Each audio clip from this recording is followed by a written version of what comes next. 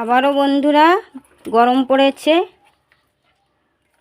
এই গরমে মানুষ নাজেহাল হয়ে যাচ্ছে, খুব গরম পড়েছে। তো কী করব? তা আজকে আমি একটা রেসিপি নিয়ে এসেছি দু রকমের। এই যে কই মাছ দেখছেন, বড় বড় কই মাছ, এক একটা কই মাছ 100 গ্রাম 75 গ্রাম করে কই মাছগুলো। তো এই কই মাছ দিয়ে এই শসা ডাঁটা আলু দিয়ে একটা পাতলা করে ঝোল করব। আর এই যে মাছের মাথা, রুই মাছের মাথা ছিল আগের থেকে, এই রুই মাছের মাথা দিয়ে উচ্ছে বেগুন আলু দিয়ে, আর এই যে নোটে শাকের তিতো চচ্চড়ি করব। তো চলুন বন্ধুরা। তো হ্যাঁ বন্ধুরা, ভিডিওটা আমার প্রথম থেকে শেষ পর্যন্ত দেখবেন, আর ভালো লাগলে একটা লাইক করবেন, আমার চ্যানেলটিকে সাবস্ক্রাইব করবেন। তো চলুন বন্ধুরা, এবারে আমি রান্না শুরু করা যাক। এবারে প্রথমে আমি সবগুলো জোগাড় করে নেব। কড়াইটা বসিয়ে দিয়েছি, কড়াই গরম হয়ে গেছে। এবারে কড়াইতে আমি প্রথমে মাছ ভেজে নেব। তো এবারে সর্ষের তেল দিয়ে দেবো মাছ ভাজার জন্য। তেলটা গরম হতে সময় দেবো। তেলটা গরম হয়ে গেছে, একটু কড়াইতে চারধারে লাগিয়ে নেবো কড়াইয়ের গায়ে। এবারে মাছগুলোকে আমি নুন হলুদ আর একটু লেবুর রস দিয়ে মাখিয়ে রেখে দিয়েছিলাম কিছুক্ষণ। কেননা লেবুর রস দিলে মাছের গায়ে যে একটা লোদ জাতীয় জিনিস থাকে, ওটা আষ্টে গন্ধ করে। ওই যে আষ্টে গন্ধটা কাটার জন্য লেবুর রসটা দিয়েছি। আপনারা চাইলে ভিনেগারও দিতে পারেন। এবার মাছগুলোকে ভেজে নেব।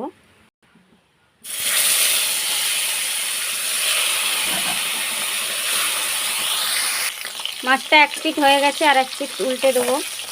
যেহেতু জ্যান্ত মাছ, বেশি কড়া করে ভাজবো না।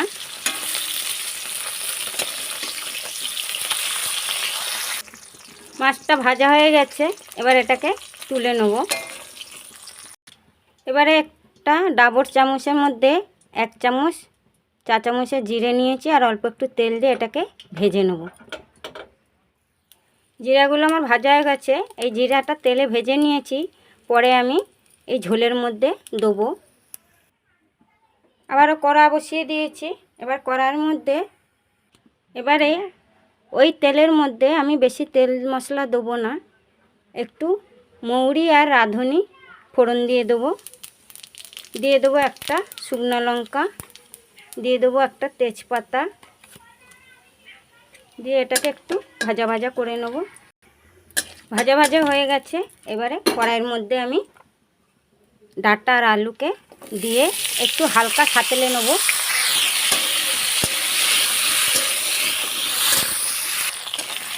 হালকা সাঁতলানো হয়ে গেছে। এবারে আমি এই যে শসাগুলোকে দানাগুলো কেটে ফেলে দিয়েছি, এরকম লম্বা লম্বা করে রেখে দিয়েছি। সব সবজিগুলোই আমি লম্বা লম্বা করে কেটেছি। এর মধ্যে আমি এখানে একটা আলু দিয়েছি, আর 3টে সজনে ডাঁটা দিয়েছি, আর শসা একটা বড় করে, ওটা 300 350 ওজন হবে। তো ওই মাপে আমি একটু স্বাদ মতো নুন দিয়ে দিচ্ছি, 1/2 চামচ দিয়ে একটু ভালো করে নাড়াচাড়া করে নেব। এবার দিয়ে দেবো প্রয়োজন মতন হলুদ, দিয়ে একটু ভালো করে নাড়াচাড়া করে নেব। এবার দিয়ে দেবো এখানে আমি 4টে কাঁচা লঙ্কা বাটা আর 1/2 ইঞ্চি আদা বাটা দিয়ে দিলাম। দিয়ে 20 থেকে 30 সেকেন্ড একটু কষিয়ে নেব। দিয়ে দেবো একটু জিরা গুঁড়ো, দিয়ে দেবো একটু ধনে গুঁড়ো। এবারে সামান্য একটু জল দিয়ে দেবো, দিয়ে 1 মিনিটের মতন কষিয়ে নেব। আমি বন্ধুরা হালকা ফুলকা মশলা দিয়ে বানাচ্ছি, আপনারা চাইলে ঝাল করেও বানাতে পারেন। এটা পরিবারের বাচ্চা বুড়ো বয়স্ক অসুস্থ মানুষ সবাই খেতে পারবে, যে গরম পড়েছে তাই হালকা ফুলকা রান্না।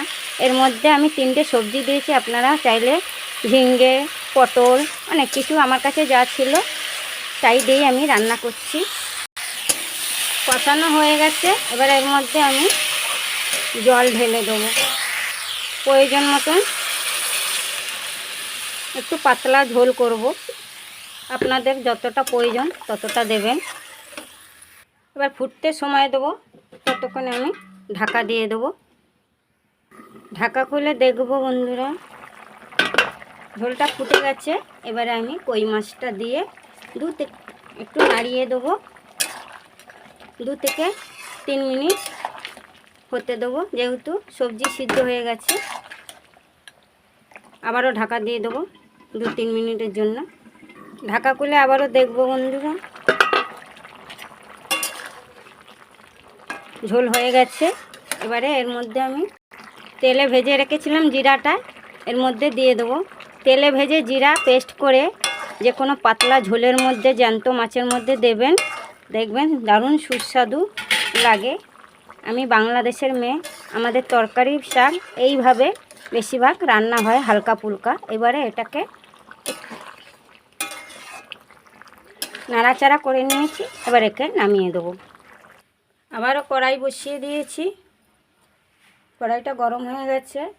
এবারে এর মধ্যে তেল দিয়ে দেবো। তেলটা গরম হয়ে গেছে, এবারে মাছের মাথাগুলো ভেজে নেব। মাছের মাথাগুলো ভাজা ভাজা হয়ে গেছে, কড়া করে ভেজে নিয়েছি। এবার এগুলোকে তুলে নেব। আমি ওই তেলেরই মধ্যে 1/2 চামচ 5 ফোড়ন দিয়ে দিচ্ছি। আপনারা চাইলে কালো জিরেও ফোড়ন দিতে পারেন। ফোড়নটা ভাজা ভাজা হয়ে গেছে। এবার আমি উচ্ছেগুলোকে নুন হলুদ দিয়ে মাখিয়ে রেখেছিলাম, এগুলোকে একটু ভাজা ভাজা করে নেব। উচ্ছেটা ভাজা ভাজা হয়ে গেছে। উচ্ছেটা তেলে একটু ভেজে নিলে যারা তিতো খেতে পছন্দ করেন না তারা কিন্তু খেতে চাইবে। এইভাবে ভেজে নিলেও তরকারিতে স্বাদ ভালো হয় উচ্ছে। এবারে শিলে আমি 5-6টা কাঁচা লঙ্কা, একটা ডলা দিয়ে দিয়েছি। আমি কাঁচা লঙ্কা দিয়েই এই তিতো চচ্চড়িটা করব। আপনারা চাইলে শুকনো লঙ্কা গুঁড়ো দিয়ে বা বাটা দিয়ে করতে পারেন। একটু কাঁচা গন্ধটা চলে যাওয়া পর্যন্ত সাঁতলে নেব। এবারে আলু আর বেগুনগুলো যে কেটে রেখেছিলাম এবার এর মধ্যে দিয়ে দেবো।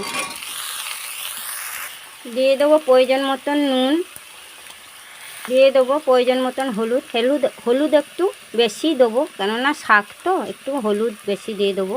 এবারে দিয়ে দেবো 2টো তেজপাতা, দিয়ে একে ভালো করে নাড়াচাড়া করে একটু ভাজা ভাজা করে নেব। সবজিটা একটু গলে যাওয়া পর্যন্ত, নরম হওয়া পর্যন্ত একটু ভাজা ভাজা করে নেব।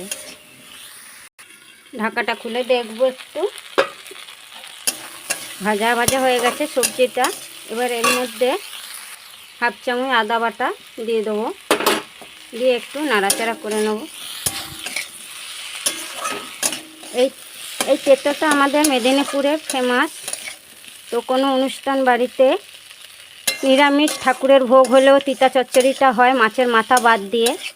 আর যদি শীতলা পূজার সময় আমাদের এই মাছের মাথা দিয়ে এই তিতো চচ্চড়িটা হয়, খুব সুস্বাদু হয়। আর আমাদের শীতলা মা মাছ খান। এই শীতলা মায়ের ভোগে পুজোতে এই তিতো চচ্চড়িটা ফেমাস হবেই হবে।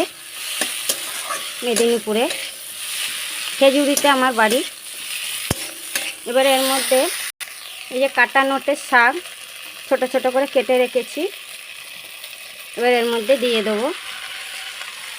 দিয়ে ভালো করে নাড়াচাড়া করে মজিয়ে নেব। এই যে শিল ধোয়া জল, সামান্য শিল ধোয়া জল দিয়ে দেবো, বেশি জল দেবো না, যেহেতু শাক দিয়ে জল বেরোবে। আর শিল বাটা মশলা জলটা একটু দিয়ে দিলাম। এবার এটা ভালো করে নাড়াচাড়া করে ঢাকা দিয়ে দেবো। বন্ধুরা, তিতো খাওয়া খুবই উপকার। আমি প্রতিদিন মেনুতে শাক নাহলে তিতো একটা রাখি। শাক খেলে পেট পরিষ্কার হয়, আর পেট পরিষ্কার থাকলেই বন্ধুরা শরীর ভালো থাকবে। শরীর মন ভালো থাকলে খেতেও ইচ্ছা করবে। আর তিতো খেলে, তিতো তো প্রতিদিন সবাই খাওয়া উচিত, এতে রক্ত পরিষ্কার রাখে।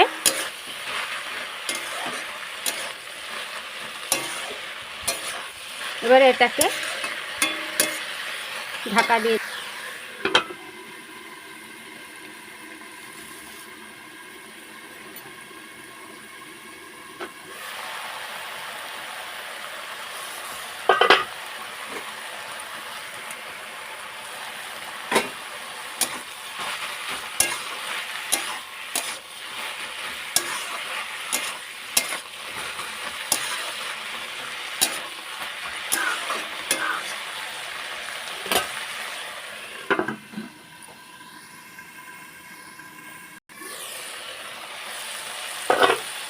হাফটা হয়ে গেছে বন্ধুরা, দেখুন মজে গেছে শাকটা।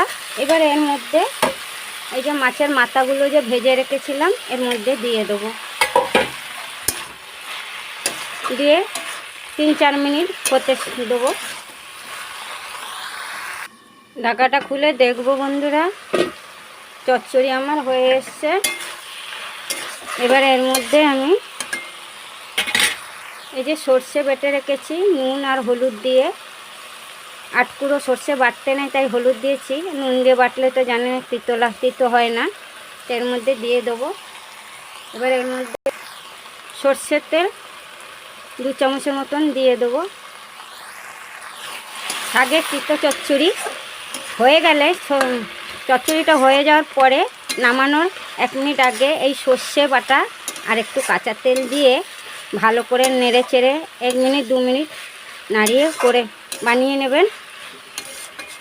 দেখবেন খুব সুস্বাদু, খেয়ে দেখবেন খুব আনন্দ পাবেন আর খুব ভালোও লাগবে খেতে এই গরমে। বন্ধুরা আমার তিতো চচ্চড়ি হয়ে গেছে, সুন্দর একটা গন্ধ বেরিয়েছে। লাস্টে নামানোর আগে সর্ষে বাটা আর কাঁচা সর্ষের তেল দিয়েছি। এবার এটাকে নামিয়ে নেব বন্ধুরা, আমার হয়ে গেছে। এইভাবে বাড়িতে বানিয়ে খাবেন গরমে, যদি ভালো লাগে বন্ধুদের সাথে শেয়ার করবেন আর পাশে থাকা বেলটাকে ক্লিক করে দেবেন। বন্ধুরা হয়ে গেছে আমার উচ্ছে আলু বেগুন মাছের মাথা দিয়ে তিতো চচ্চড়ি আর কই মাছ দিয়ে সজনে ডাঁটা আলু দিয়ে পাতলা জিরা ঝোল। এইভাবে বাড়িতে বানিয়ে খাবেন বন্ধুরা, শরীর মন পেট সবই ভালো থাকবে এই গরমে। তো বন্ধুরা সবাই ভালো থাকবেন, সুস্থ থাকবেন, আনন্দ থাকবেন। রাধে রাধে।